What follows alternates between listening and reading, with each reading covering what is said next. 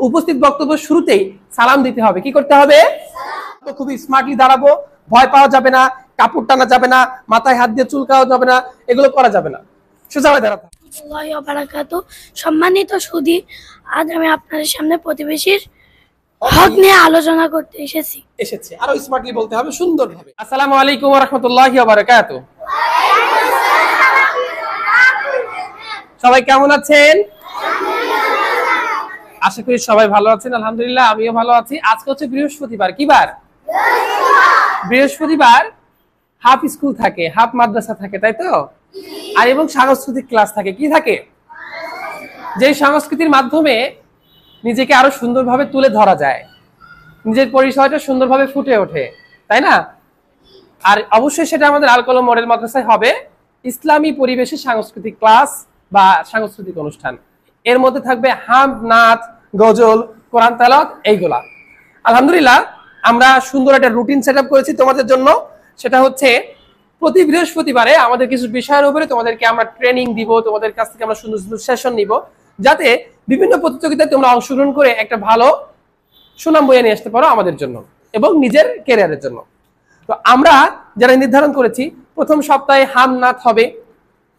হাম এবং নাথ নির্দিষ্ট কিছু নাশিদ থাকবে যেগুলো অর্থবহ, সেগুলো আমরা তোমাদেরকে প্র্যাকটিস করাবো। আমাদের বেলাল স্যার আছেন, আলামিন স্যার আছেন, তারা তোমাদেরকে সেশনটা নিবে ইনশাআল্লাহ।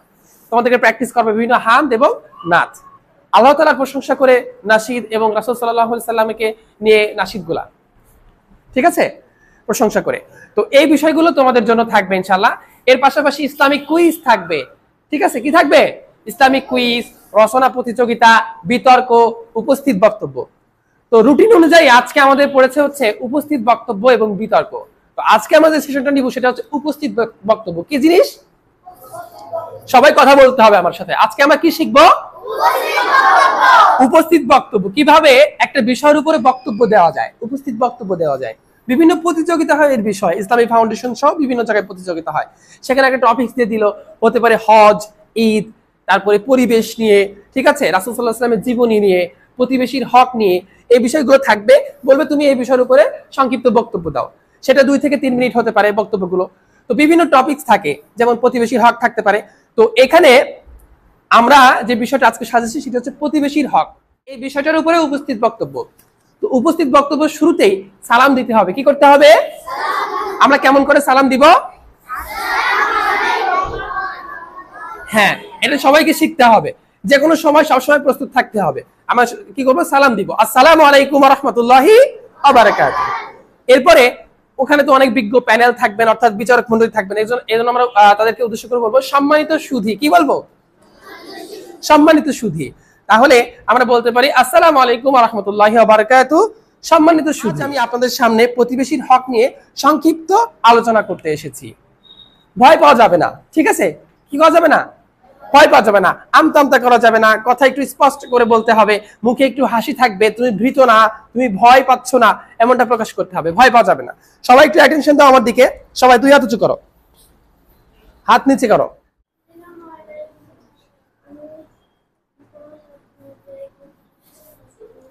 আচ্ছা, ফারানি একটু দাঁড়িয়ে থাক, আমি একটু দেখাই। শোনেন, আমরা যখন পাবলিক প্লেসে দাঁড়াবো, অর্থাৎ আমি যখন কথা বলছি, আমাকে সবাই আমার দিকে তাকিয়ে আছে।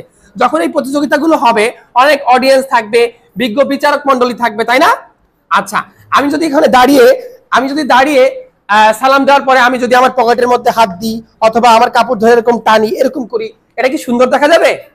তাহলে স্মার্টলি দাঁড়াতে হবে, সুন্দর হয়ে দাঁড়াতে হবে। আসসালামু আলাইকুম ওয়া রাহমাতুল্লাহি ওয়া বারাকাতুহু। সম্মানিত সুধী, আজকে আমি আপনাদের মাঝে সংক্ষিপ্ত পরিসরে আলোচনা করব প্রতিবেশীর হক নিয়ে, অথবা বলতে পারো আজ আমি আপনাদের মাঝে প্রতিবেশীর হক নিয়ে সংক্ষিপ্ত আলোচনা করতে এসেছি। এরপরে হতে পারে ইসলামের প্রতিবেশীর অধিকার অত্যন্ত গুরুত্বপূর্ণ। পবিত্র কোরআন ও হাদিসে প্রতিবেশীর সাথে উত্তম আচরণের উপর বিশেষ গুরুত্ব আরোপ করা হয়েছে।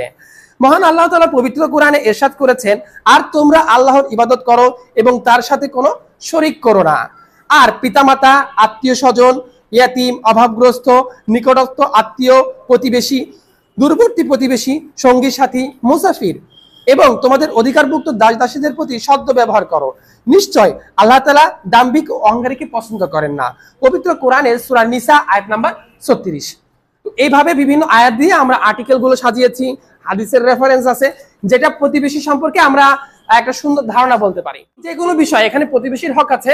আমি তোমাদেরকে যেটা বোঝাতে চাচ্ছি সেটা হচ্ছে উপস্থিত বক্তব্যের ক্ষেত্রে আমরা যে বিষয়টা খেয়াল রাখবো সেটা হচ্ছে প্রথমে আমরা কি করব, সালাম দিব সুন্দর করে এবং সুন্দরভাবে দাঁড়াবো, ভয় পাওয়া যাবে না। আস্তে আস্তে শিখবো যাতে আমরা সুন্দরভাবে সব দিকে পড়াশোনার পাশাপাশি আমাদের আল কলম মডেল মাদ্রাসার শিক্ষার্থীরা এই বিষয়ে অভিজ্ঞ হয়ে উঠতে পারে।